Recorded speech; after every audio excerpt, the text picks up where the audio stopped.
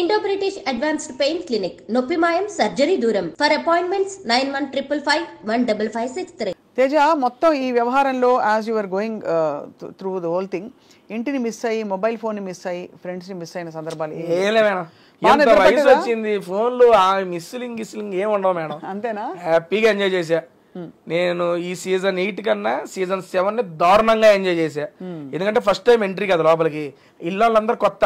ఎలా ఉంటుంది లోపల ఇల్లు? బ్రహ్మాండంగా ఉండదు అన్ని.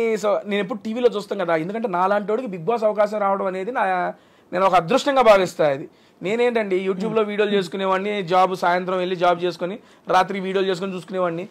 అరే యూట్యూబర్ గాడివి, నీకు కూడా బిగ్ బాస్ ఛాన్స్ వచ్చిందే అని నేనే 2-3 సార్లు గిల్లుకున్నా ఫస్ట్ టైం వచ్చినప్పుడు. ఎందుకంటే సీజన్ 4, 5 నేను ఇంట్లో కూర్చొని మా అమ్మలతో చూసేవాడిని. అమ్మ నేను చూసేవాడిని. మా నాన్నకి ఇష్టం లేదు. అరే కొట్టుకుంటా ఉంటారు, దాన్ని చూస్తాం ఏంట్రా అనేవాడు. సర్లే ఏదో ఫ్యామిలీ వీక్ వచ్చింది. ఫ్యామిలీ వీక్ వచ్చినప్పుడు నేను మా అమ్మతో, అమ్మ నేను అలా వెళ్తే బిగ్ బాస్కి నువ్వు వస్తావా ఫ్యామిలీ వీక్లో అంటే, మా నాన్న నవ్వేవాడు పక్కన నుంచి. ఏది నవ్వుతున్నావు అంటే, నిన్ను పిలవటం మీ అమ్మ రావడం సరిపోయింది, ఇద్దరు కట్టేసి పడుకోండి అనేవాడు. సరదాగా సాగిపోయింది. అటువంటిది 4 ఇయర్స్ తిరిగేపాటికి 3 ఇయర్స్ అయ్యేపాటికి నిజంగా నేను బిగ్ బాస్ హౌస్లో ఉన్నా. అదే కదా, డబ్బులు బాగా ఇచ్చారా? మంచిగానే ఇచ్చారండి. I'm very satisfied. మనకి వర్త్ వాళ్ళు ఇచ్చిన దానికి. డబ్బులన్నీ ఏం చేశారు తేజ? వారానికి ఇంత అని చెప్పిస్తారు అందరికి? అవునండి, ఈ వీక్లీ పేమెంట్స్ ఉంటాయి.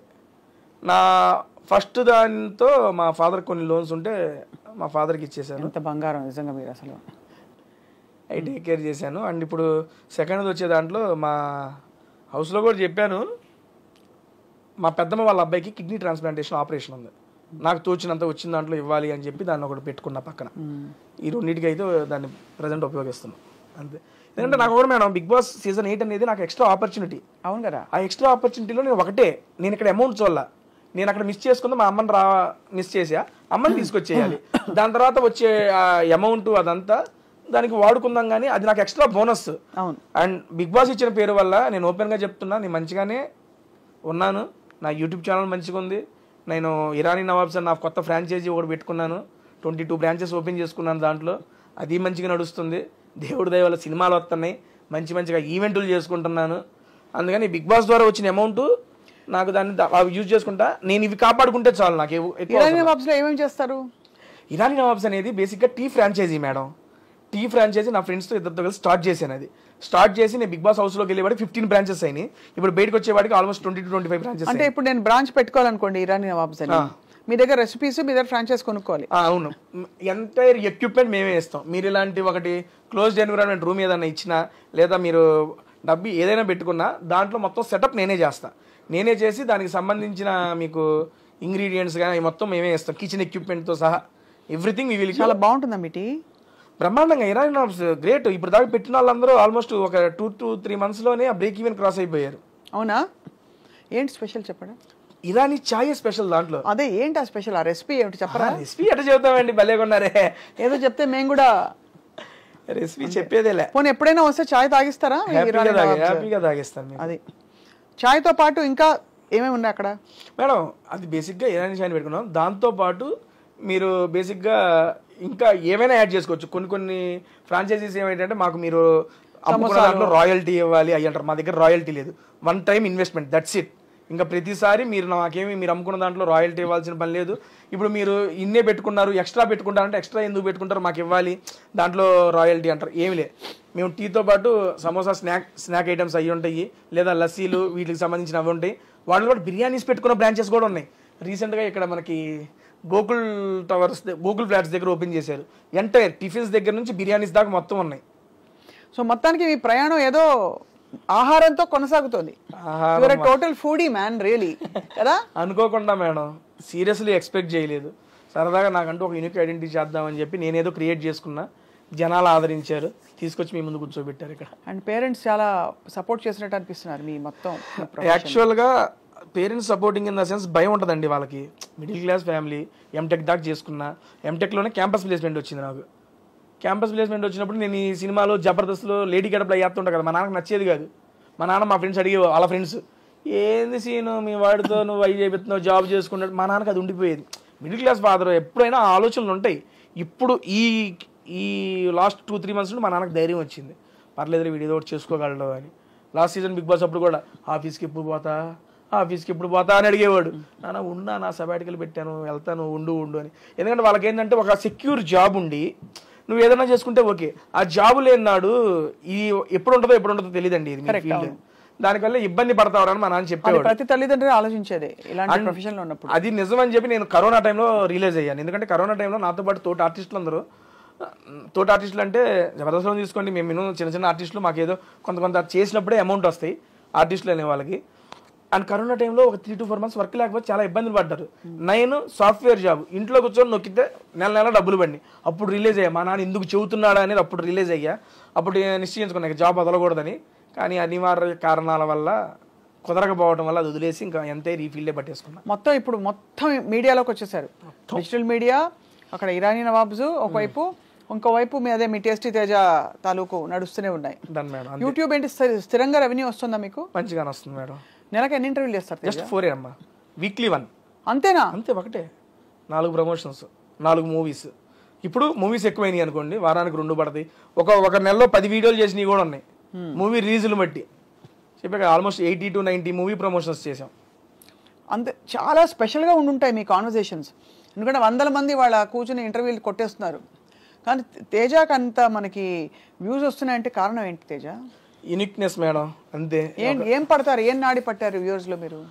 అలా అని కాదు, బేసిక్గా వచ్చిన వాళ్ళు కూడా నన్ను ఈజ్ చేసేసుకుంటారు, ఓన్ చేసుకుంటారు. బేసిక్గా ఓన్ చేసి నాతో ఫ్రీ అప్ అయి కన్వర్సేషన్ స్టార్ట్ చేస్తారు. ఇప్పుడు కలిసి కూర్చొని ఇట్లా మాట్లాడుతున్నాం అనుకోండి, ఓకే ఫార్మ్లో మనం మాట్లాడుకుంటున్నాం, ఏదో సెన్స్ ఉంటుంది. ఒక తినేటప్పుడు ఒక జెన్యూన్ కన్వర్సేషన్ అనేది బిల్డ్ అయ్యిద్ది. ఇప్పుడు ఒక సెలబ్రిటీ, ఒక హీరో, ఆయన ఏం తింటారు, ఆయనకి ఏమి ఇష్టం, ఈ హీరోయిన్ ఎలా తింటది, ఆవిడకి ఇంకేమి ఇష్టం, ఆవిడ చిన్నప్పటి నుండి ఏంటి, ఒక తినేటప్పుడు ఏంటంటే తినుకుంటూ సరదాగా మన ఫ్రెండ్స్తో కూర్చున్నట్టు ఆ ఫీల్ వచ్చేస్తుంది.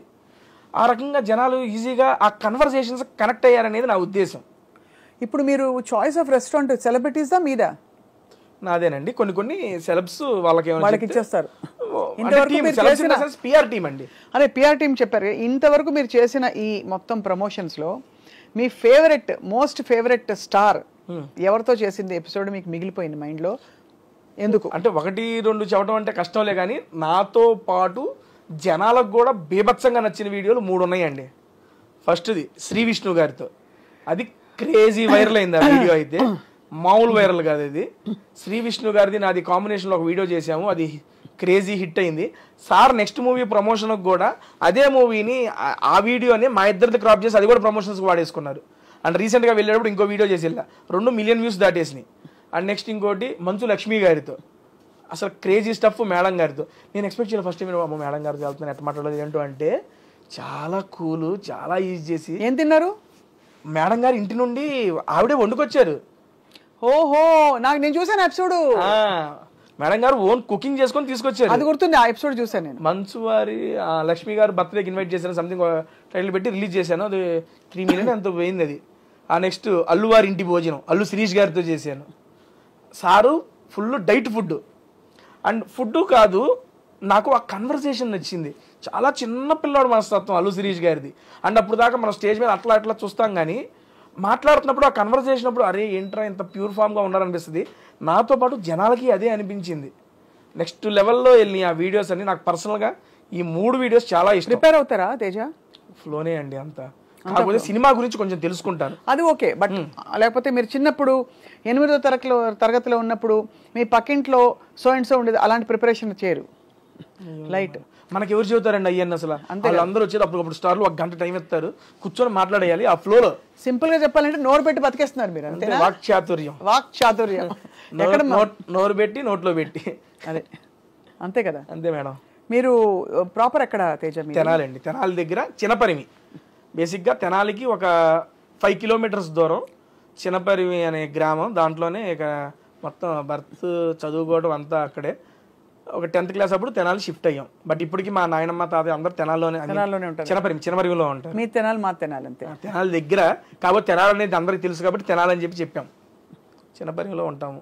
నాగార్జున గారిని కలిసినప్పుడు ఏమనిపించింది తేజ? ఫస్ట్ టైము ఇంత పెద్ద స్టార్ని కలుస్తున్నానని నేను, ఒరే ఏంట్రా, ఎందుకంటే వాళ్ళందరూ టీవీల్లో లేకపోతే ఈవెంట్లో స్టేజ్ మీద వస్తే, దేవదాసు కన్వెన్షన్లో జరిగినప్పుడు వెళ్ళి సార్ని చూసి వచ్చిన నేను. అటువంటిది ఈరోజు స్టార్ పక్కన నుంచొని బిగ్ బాస్ లో స్టేజ్ మీద ఆయన మీద మాట రాలా, ఏందిరా ఇది తేజ గాని ఏం జాతకం రాని ఇది, ఆ సెన్స్ లోనే ఉన్నా. Shocking, excitement, happiness. ఆయన ఎలా స్పందించారు మీ పట్ల? బీభత్సంగా. సో అసలు ఆయన ఎంత కూల్ అండి బాబు, మామూలు కూల్ కాదు ఆయన. అండ్ నాకు ఒక్కొక్కసారి అనిపించింది ఊరికినే స్టార్లు అయిపోరు. అండ్ నాగార్జున గారు కింగ్ అంటానికి నా దగ్గర ఒక ఎగ్జాంపుల్ కూడా ఉంది. లాస్ట్ సీజన్లో నేను మా అమ్మగారిని మిస్ అయిపోయాను, కలవలే, ఇంట్లోకి తీసుకురాకపోయినా బాధపడ్డానా.